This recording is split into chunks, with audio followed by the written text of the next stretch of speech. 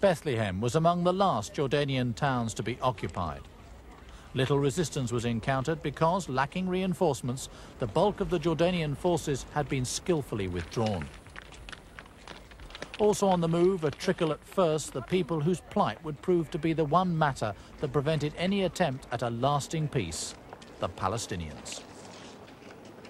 Already, Arab propaganda was warning them that there would be no safe haven for them in the occupied territories. The desire to flee was further fueled by the fact that Jordan and other Arab countries paid them remittances. These would be unavailable if they remained in the West Bank. Few did remain to support the suggestion of a Palestinian homeland in the West Bank territory, and the opportunity to use their plight as a political weapon was not lost on the defeated Arab nations. The formidable natural obstacle of the Golan Heights dominated the northern offensive against Syria. Israel's strategy involved three main thrusts to take Quneitra. Two further offensives literally bulldozed their way to command the road to Damascus before a United Nations ceasefire line halted the advance. It was a costly advance, but by the end of the first day, the Israelis had broken through at several key points. From then on, the Syrians abandoned their carefully constructed defences and withdrew rapidly. Next day, the last of this war, the Israeli columns moved swiftly on to the strategic Syrian town of Quneitra.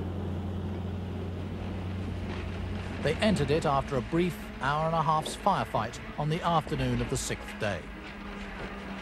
The Syrian army had collapsed in less than 27 hours of bitter fighting.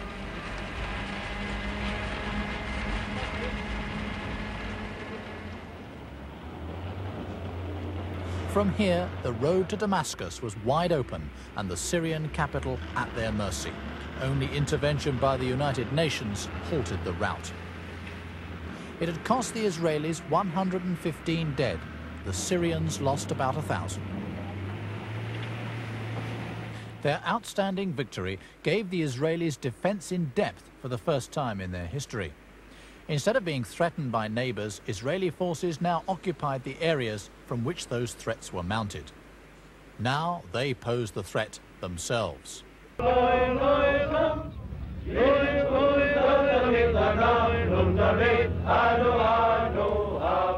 But the celebrations obscured military shortcomings as they overlooked the fact that their achievements were due more to Arab negligence than their own superiority.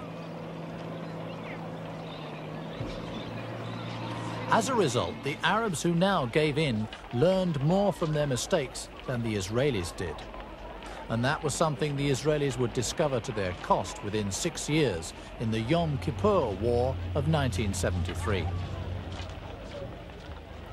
Refusal to trade conquered lands for security guarantees fueled the refugee problem that would return to haunt Israel time and again, even until today. Hundreds of thousands of uprooted Palestinians were on the move, many the same people that had fled the Israeli War of Independence 20 years earlier.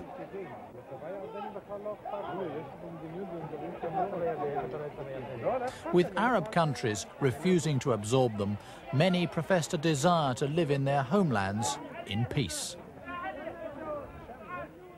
They are happy to live anywhere in peace.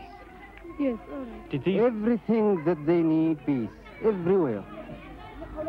Nothing except peace.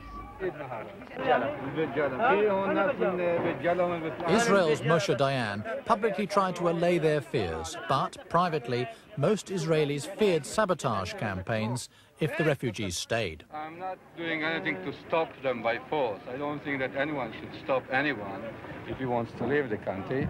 I'm trying to find out why they leave, and if they are scared or something like that, then to lift that, to ascertain them that there's no reason to leave. But if they do want to leave for a personal reason, then we do not stop them by force. The refugees, however, continued to struggle over the Allenby Bridge into unoccupied Jordan. Whatever the promises, they believed Israeli occupation would be harsh, and their plight highlighted the problem of statelessness and increased the appetite for revenge that led to the Yom Kippur War of 1973.